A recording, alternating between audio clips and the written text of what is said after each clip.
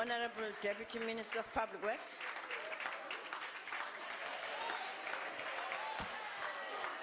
Madam Deputy Speaker, Mr. President, Mr. Deputy President, the Leader of the Opposition, I come in peace, the fellow members and South Africans.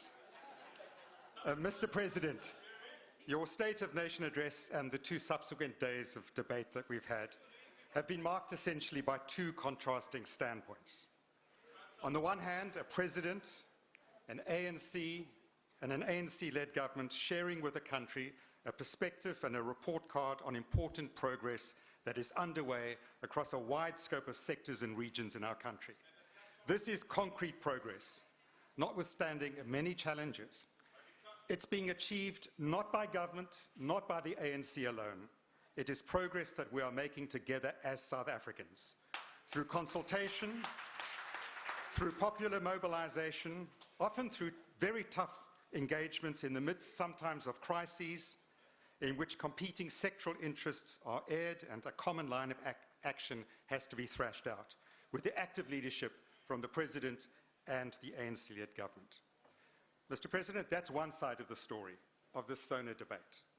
An ANC and an ANC-led government taking responsibility for, listening to, engaging with and mobilizing the energies and aspirations of the widest array of South Africans across the public and private sectors. On the other side, in this debate, with a few welcome exceptions, like the speakers for the APC, AZAPO, the UDM, it was a little bit umtata worldview, but nonetheless a constructive contribution. On the other side, we have spectators while South Africa moves on. Spectators who are carping, who are filled with negativity and division and divisiveness.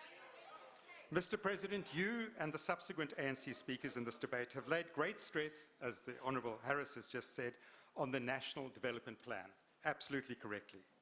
You correctly noted that it has been endorsed by a very wide spectrum of South Africans as a 20-year vision and as a broad roadmap to address the triple challenges of poverty, inequality and crisis levels of unemployment. This is our approach to the National Development Plan.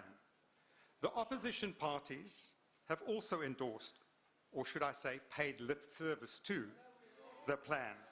But what informs their approach, and again we saw it from the Honourable Harris a moment ago, they support the NDP for very ignoble objectives. It's not to build collective South African unity and action, but rather to be divisive, to be oppositional for the sake of opposition, and to drive wedges. They seek to twist and distort the National Development Plan to pit government against the labour movement, the ANC against teachers. They vaguely want to play the National Development Plan off against the new growth path. They seek to launch the unemployed against the working poor, outsiders against insiders. This sentimentality about outsiders is about driving wedges against those who are lucky enough to have some kind of poverty wage employment. It's not concern, and I'll talk about that in a moment. And now also we've heard an attempt to drive a wedge between the SACP and the ANC. Let me make it very clear. This might be ageist, but long before the Honourable Harris was born, I was an ANC supporter and active one. I stand here as an ANC member and as an ANC Deputy Minister and a proud South African communist. Don't try and drive wedges there. You will find no gaps to drive wedges. Let me give examples of this wedge driving. The Honourable Mazibuko, the Leader of the Opposition, writing in the Sunday Independent this Sunday, tells us that President Zuma, quote, I'm quoting, pays nominal lip service. The lip service say, you pay nominal lip service to the National Development Plan. But his heart, your heart, Mr. President, supposedly, is with the outdated, heavy hand of the government of the new growth path. He remains wedded, she writes, to the discredited concept of government interventionism in the economy. So, good National Development Plan, bad new growth path is the game they're trying to play. Now, bizarrely, in the very next sentence, the Honourable Mazibuko, or probably the speechwriters, are advising President Zuma, quote, to look at the success of our fellow BRICS partners. Do the speechwriters or the Honourable Mazibuko seriously believe that the economic practices in India or Brazil or Russia or China are less state interventionist than here in South Africa. Is she honestly asking us to believe that? The DA portrays, I mean, it's just laughable. The DA portrays the National Development Plan as if it was essentially a laissez-faire manifesto. Leave business to business.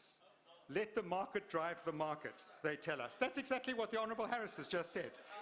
Government, they say, hiding behind their misrepresentation of the National Development Plan, shouldn't second-guess the so-called market. That arch-Thatcherite, the supercilious Honourable Lorimer, DA, told us yesterday, quote, let me quote directly, if there was money to be made in beneficiation, then business would have done it long ago. There you have it. Beneath all their professed concern for the poor and the unemployed, the real yardstick from their side of the viability for anything is whether the short-term mega profits can be sucked out of South Africa, whether the voracious appetites of a cosmopolitan few can be fed. If not, Lorimer is telling us, the Honourable Lorimer is telling us, it can't be done. It shouldn't be done. Otherwise business would have done it. Now, you might as well say that we shouldn't deal with acid mine drainage and the serious problem in Gauteng, because after all, if there was money to be made from it, then business would have done it a long time ago. I mean, that's how ludicrous their position is. Our position and our yardstick of what should be done, what is economically necessary and desirable, what is socially necessary and desirable, what's environmentally necessary and desirable, is about what is sustainable, what is in the interest of long-term sustainability of growth and job creation. And it's a perspective, we believe, that is shared by most South Africans, including serious business people and serious investors. Now, while decrying the alleged interventionist nature of the new growth path, you see, I am honouring your wish, Honourable Harris. I'm talking about the new growth path, or of our beneficiation policies. The DA quickly abandons its free market fundamentalism when it comes to dealing with the working class and the labour market. Here, of course, they want autocratic state intervention into the market. The Honourable Mazibuko reacted to Thursday's State of the Nation address by saying that the President had failed, I quote, to intervene decisively by not unilaterally top-down proclaiming the implementation of the youth wage subsidy.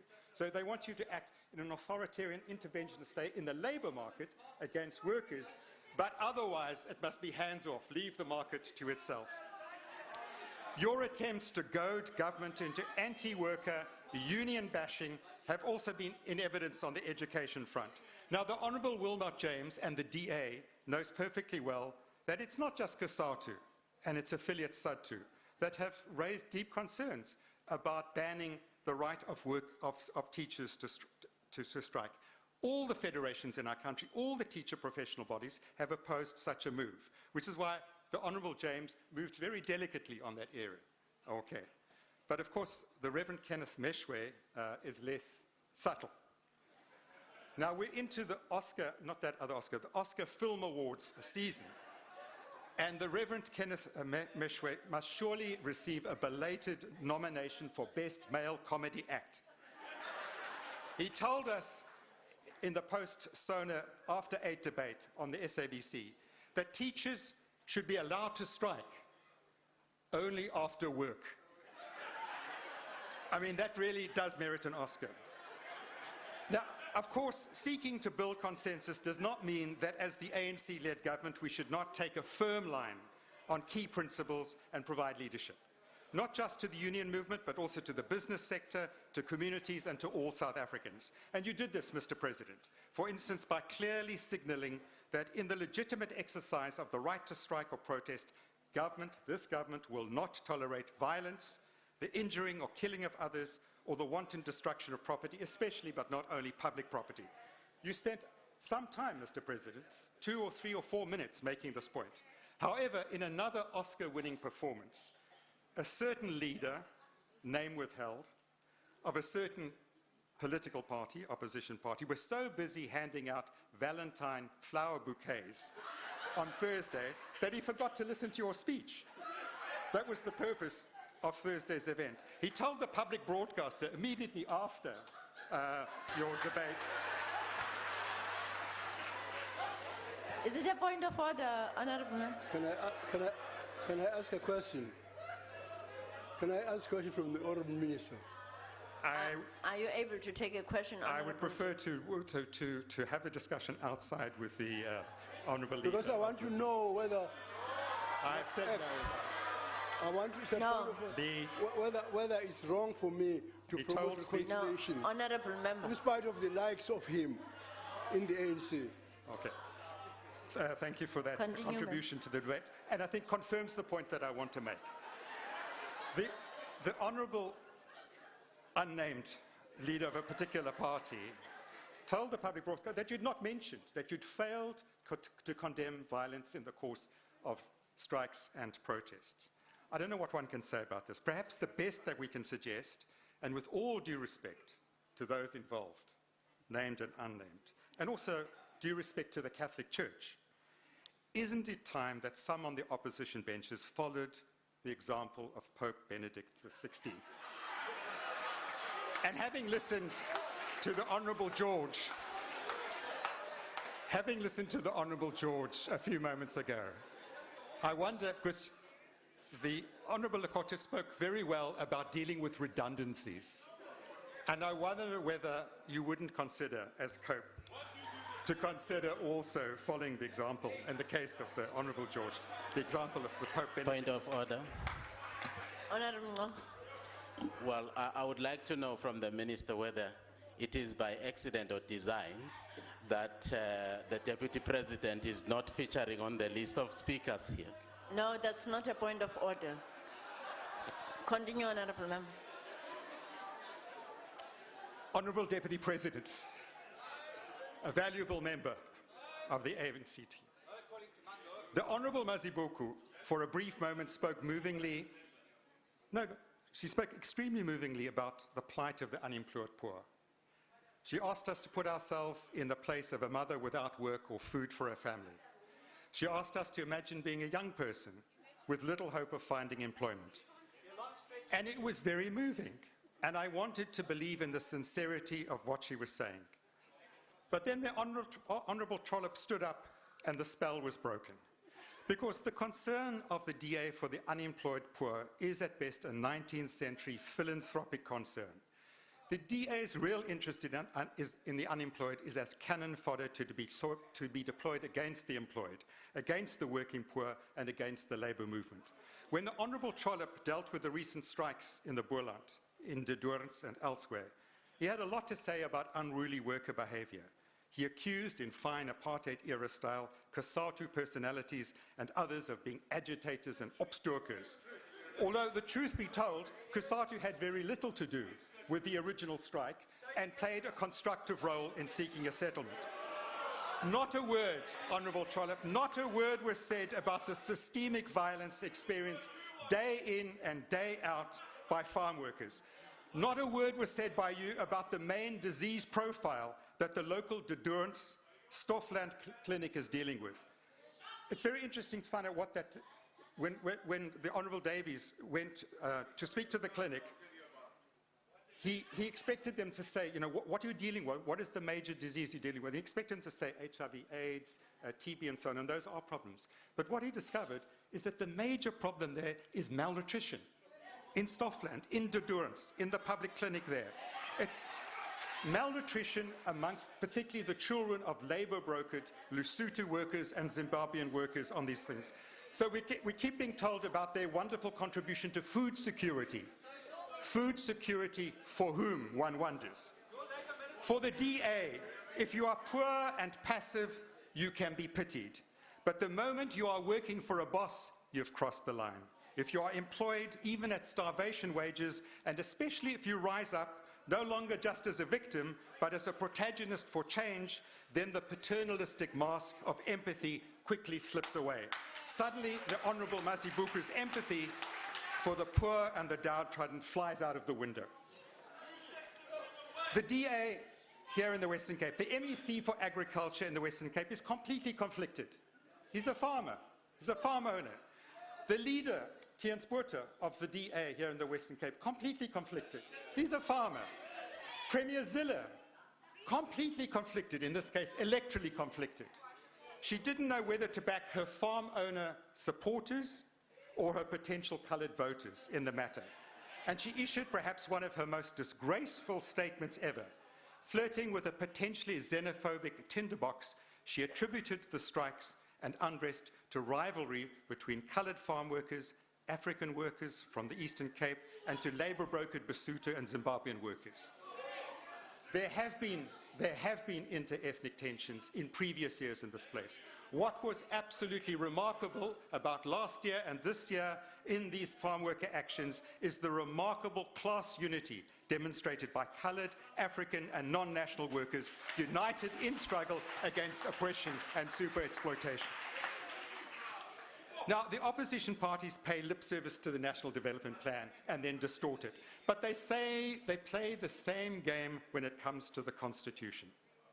The Honourable Mazibuko, again in the Sunday Independent response to the SONA address, informs us in regard to the challenges of land reform that, and I quote, the Constitution prescribes the willing buyer, willing seller principle. Which Constitution is that? Which Constitution is that? Is it this Constitution, the Constitution of our country that we're proud of? The actual, let's quote the actual Constitution prescribes something very different. The Bill of Rights, Section 25, subsection 5, prescribes the state must take reasonable legislative and other measures to foster conditions which enable citizens to gain access to land on equitable, not market-based, on equitable basis. If you want to accuse us of not complying with the Constitution, then accuse us of not moving rapidly enough with land reform. Accuse us of being too slow to move away from a purely market-based, willing buyer, willing seller approach. But don't deliberately distort the Constitution for your own reactionary purposes. It's outrageous. Mr. Speaker, Madam Deputy Speaker, it's unparliamentary to accuse another member of lying to or of deliberately misleading the House. So I will refrain from making any such accusation. This is where the Honourable Mkhihleli, with good intentions, got it wrong. It's true that European settlers dispossessed the indigenous majority of South Africa of their land. But, Honourable Mkhihleli, don't let minority interests now in the present dispossess the majority of the very meaning of our Constitution, including the so-called property clause. Yes, we will move rapidly and determinedly ahead with the land reform process, especially in the centenary year of the barbaric, awful 1913 Land Act. As we do so, we will stick to the precise letter and the transformational spirit of the Constitution. The Constitution outlaws any arbitrary deprivation of property. Absolutely correct. The state may expropriate only in terms of a law of general application for a public purpose or for public interest. The Constitution explicitly defines public interest to quote, and I want you to listen carefully, the nation's commitment to land reform. That's in the public interest. And to reforms to bring about equitable, again the word which they don't want to hear, equitable access to all South Africa's natural resources. All South Africa's natural resources. And it adds for good measure, property is not limited to land. All South Africa's natural resources. That's what the Constitution says. Honourable Mkhihleli, don't let them steal your land and then steal the Constitution as well. We don't need to abandon the Constitution. Let us drive forward the Constitution and its spirit. Now, in the course of a speech yesterday, and I'm sorry to pick on you, but you are representing, opposition and claim to represent the leading bloc. In the course of your speech yesterday, you let slip a very interesting state of mind. And there was an interesting moment, I don't know if you noticed, Mr. President, there was an interesting moment in the Honourable Mazibuko's speech. You can see that their focus groups and their pollsters, because they're in a constant electoral frenzy. Clearly what you're, quite right, you have to be in a frenzy. What their focus groups are telling them is, you're coming across too negative. You're too carping. You must give hope. So towards the end, there was an interesting shift. It's a shift that we've not heard, and all the rest of your speakers failed to follow up on. So they were off message. But anyhow, the leader of the opposition tried to give hope. And so she said, having said all the negative things that they always wind out and vomit up and so forth, she said, there is hope. One day, she said, and she was obviously looking through a very long-range telescope into some distant and very speculative future. One day, she said, the DA will win a majority, a national majority. And then, I quote literally from what she said, there will be a day, well, hope you see, there will be a day when the DA will serve the entire country. Now that gives the game away. They don't think that they're serving the entire country now in the present.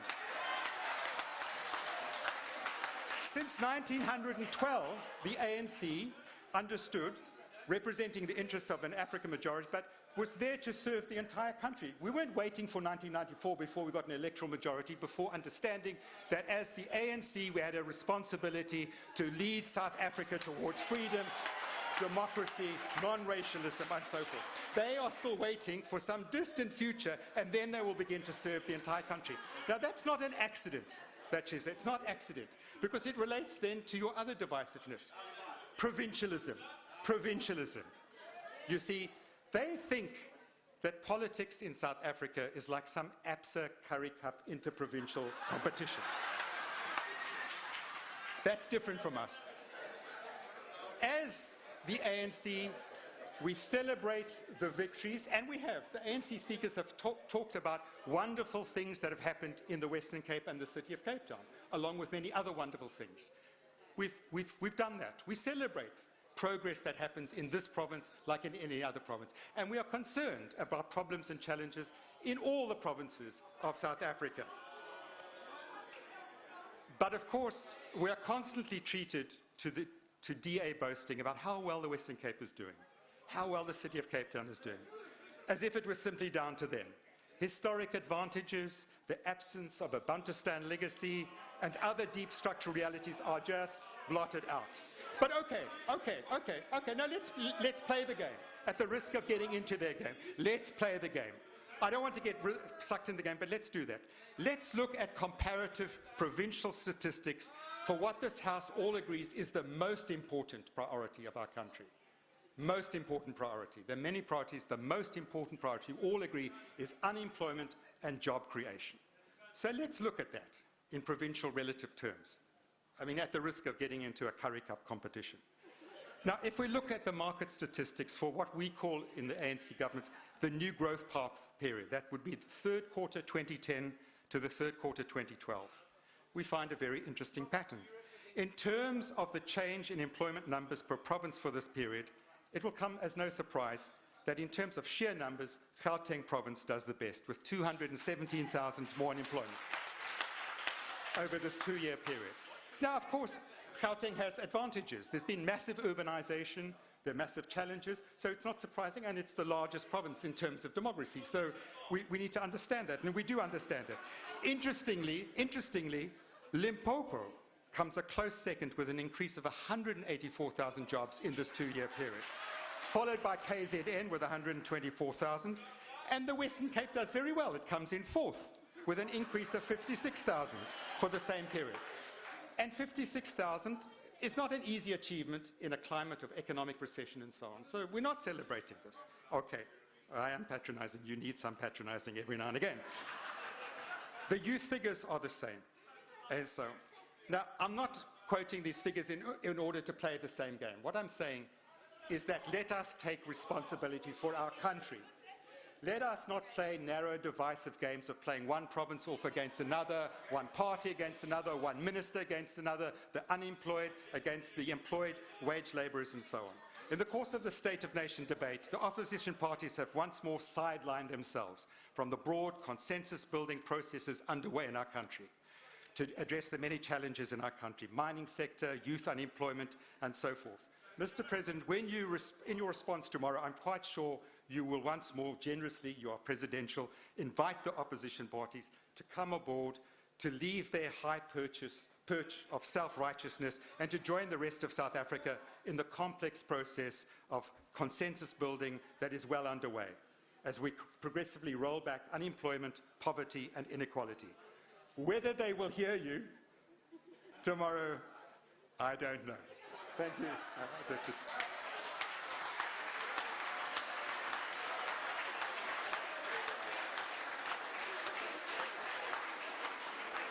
Thank you, Honorable Minister.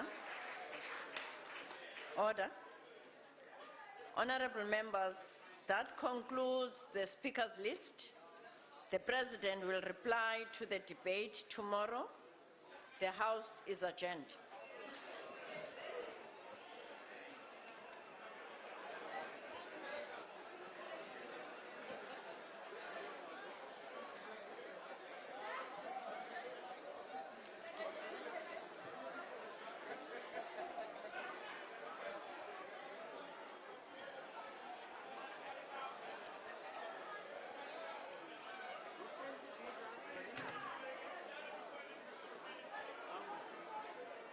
Honorable Block, you stand block.